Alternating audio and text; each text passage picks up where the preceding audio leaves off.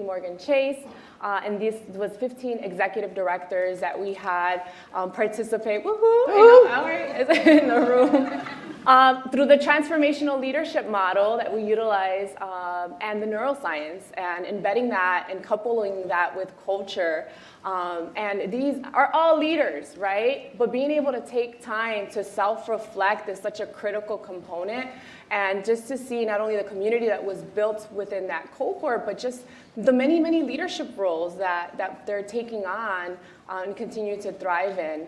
And so newer programs for this year, too, is HACE Colores, which is our Pride LGBTQ cohort that we've got some advisory members here that helped us really craft and curate what that curriculum will be looking like, and really, again, building support in a time and space where there is a lot of, we're hearing, right, anti-DEI rhetoric, it's being politicized. It is our intent at HACE to encourage and empower you with the right words, the right tools, the right messaging, so that you continue to push and advocate for diversity, equity, and inclusion. Because the risks are much greater if you do not, especially for underrepresented communities, Latino, Black, LGBTQ, Indigenous, Native, AAPI, right, and the list goes on.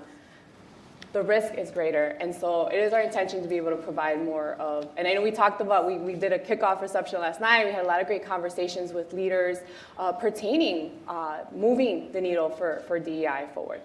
Absolutely, and I think it's important to, to really talk about the business imperative behind it, right? So a lot of times when people talk about DEIB programs, they think really it's the warm and fuzzy stuff, right? Which is important. I mean, it's an opportunity to talk about that, to talk about the importance of it. But I think the important piece of it related to kind of the talent acquisition and pipeline work, right? Related to being able to get into a market, as Patricia mentioned, right? $3.4 trillion in purchasing power.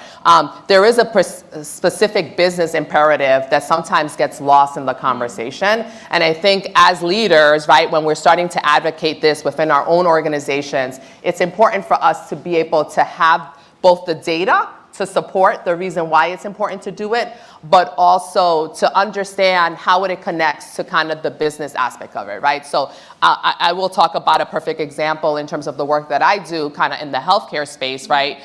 We've always been talking about health equity, right? As a company, right? As a nation. But in order for us to really do that, our workforce has to be reflective of the communities that we serve, right?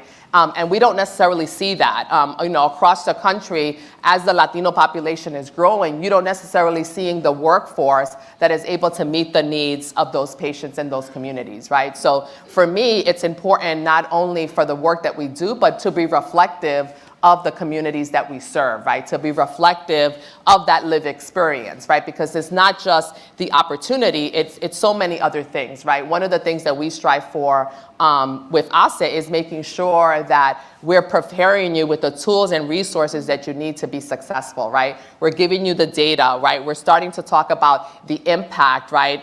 In terms of both the white paper that is coming out that we'll be talking about, but also to be able, as part of our strategic plan, to talk a little bit about what are those emerging trends and workforce and industries that we really want to focus on. So Patricia did mention technology as one thing, cybersecurity, but I think there's so many other ways that I would love for us to get a little bit more passionate about healthcare. Mm-hmm. I feel like it is a really growing need that we have, mm-hmm. And it touches so many things, both from a patient perspective, but also from a payer perspective. So I think there's a lot more to come in terms of the work that we're doing, and so I'm deeply excited to continue to work with Patricia and the rest of the board of directors on this work. Yeah, absolutely. Lots to come, lots of great conversations that we're having here throughout the next 2 days. And so as we get ready here to wrap up this conversation, we have 5 minutes. So I just want to make sure we got a time check here. Thank you, Jesse.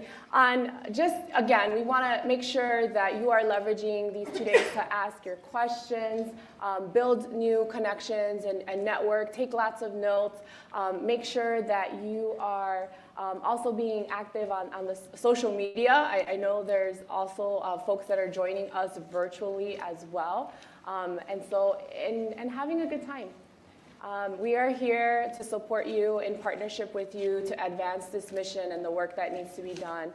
Because at the end of the day, together we advance. So juntos avanzamos, and we need everybody to be a part of that. So anything else? We'll wrap up? Yeah, I think it's good. Thank you, everyone. Thank you.